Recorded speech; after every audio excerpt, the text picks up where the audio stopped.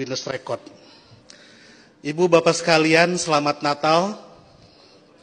Terima kasih karena Ibu Bapak merayakan Natal. Seluruh orang Indonesia memperoleh 2 berkat, liburan dan diskon. Tadi Bapak Pendeta bilang Natal juga seperti di Idul Fitri, beda-beda tanggal. Ada 25 Desember, ada 7 Januari, dan seterusnya. Tapi kalau saya membayangkan saya sebagai pendeta, malah senang. Berarti undangannya banyak dan amplopnya juga banyak. Itu yang membuat Pak Pati selalu ceria di hadapan Ibu Bapak sekalian. Ibu Bapak sekalian, ada banyak Muslim yang mengharamkan mengucapkan selamat Natal, tapi saya tidak. Dan sebetulnya banyak juga orang Islam yang berpendapat mengucapkan selamat Natal itu tidak apa-apa. Tapi mungkin yang datang ke gereja dan langsung mengucapkan hanya sedikit, salah satu di antaranya saya. Seperti dalam Alkitab, banyak yang terpanggil tetapi sedikit yang terpilih.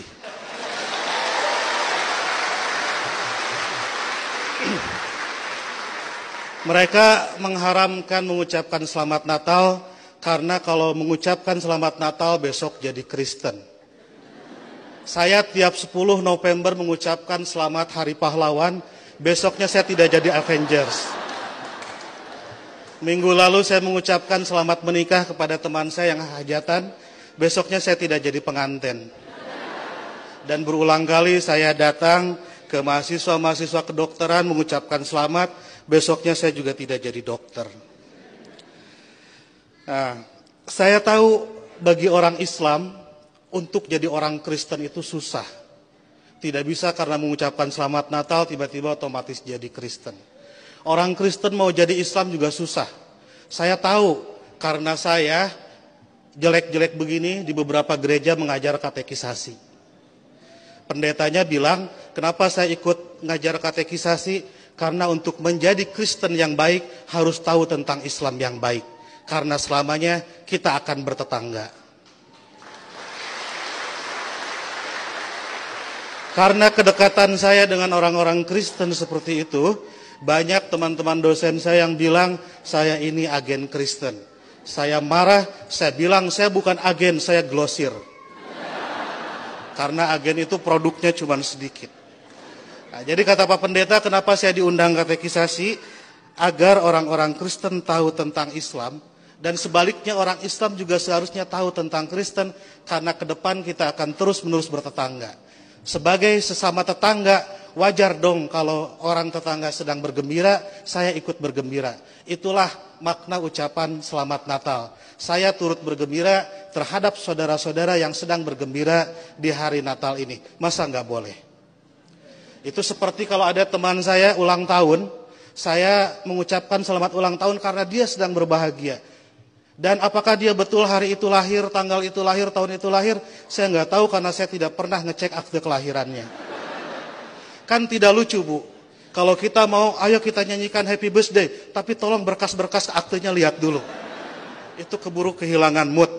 Jadi soal berbagi kebahagiaan itu tidak harus terlalu prosedural. Nah, lebih dari itu, saya menganggap orang-orang Kristen itu partner saya, mitra saya dalam melakukan kebaikan. Saya harus mendorong sebagai dai, sebagai pendakwah dalam Islam, saya harus mendorong orang Islam soleh, baik, taat dalam keislamannya. Dan saya juga harus mendorong orang-orang Kristen baik, soleh, taat dalam kekristenannya. Karena kalau masing-masing baik, tidak akan ada terjadi konflik. Jadi saya harus mendorong orang Kristen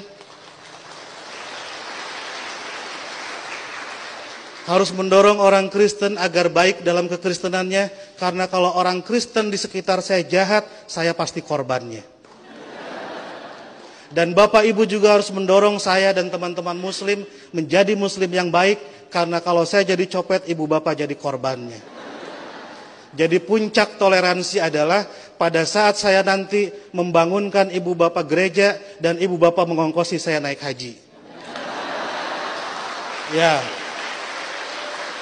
Karena satu sama lain harus mendorong dalam kebaikan. Oleh karena itu saya selalu bersedih kalau ada teman-teman Kristen gerejanya ditutup. Kalau ada teman-teman Kristen tidak boleh merayakan Natalan. Kalau ada teman-teman Kristen tidak boleh berdoa di rumah. Karena bukankah gereja, Natal dan berdoa adalah sarana orang Kristen untuk menjadi soleh dalam kekristenannya. Sebagaimana juga saya sebagai muslim membutuhkan masjid, membutuhkan Idul Fitri, membutuhkan salat untuk membuat muslim menjadi baik dalam kemuslimannya. Oleh karena itu, marilah kita sebagai sama-sama manusia mendorong satu sama lain agar baik, karena kita sama-sama diciptakan dari tanah. Kalau ada manusia yang tidak baik, mungkin dia dibikin dari tanah sengketa. Lebih dari itu, saya melihat kelahiran Kristus adalah berkah tidak hanya bagi orang Kristen, tapi juga untuk dunia. Karena dengan lahirnya Kristus, 3 miliar penduduk dunia menjadi beragama Kristen dan lebih berpotensi melakukan kebaikan dalam kekristenan itu. Dan ibu bapak harus juga mensyukuri kelahiran Nabi Muhammad, karena dengan lahirnya Nabi Muhammad 2,5 miliar penduduk dunia menjadi Islam dan lebih berpeluang berbuat baik dalam keislamannya. Jadi Kristus dan Muhammad adalah mitra yang kita semua harus meneruskan itu. Saya kira yang haram itu bukan mengucapkan selamat Natal. Yang haram itu adalah mulut yang menyakiti hati sesama manusia.